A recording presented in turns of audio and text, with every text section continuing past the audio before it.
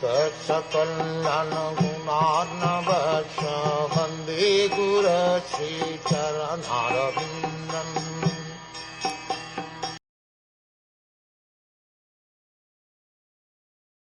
Because of his transcendental intelligence, the pure devotee is equipoised in his vision and sees himself to be uncontaminated by matter.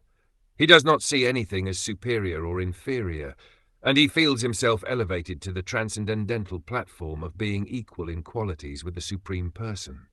Perception of the disagreeable arises from attachment. A devotee has no personal attachment to anything. Therefore, for him there is no question of agreeable or disagreeable. For the service of the Lord he can accept anything, even though it may be disagreeable to his personal interest.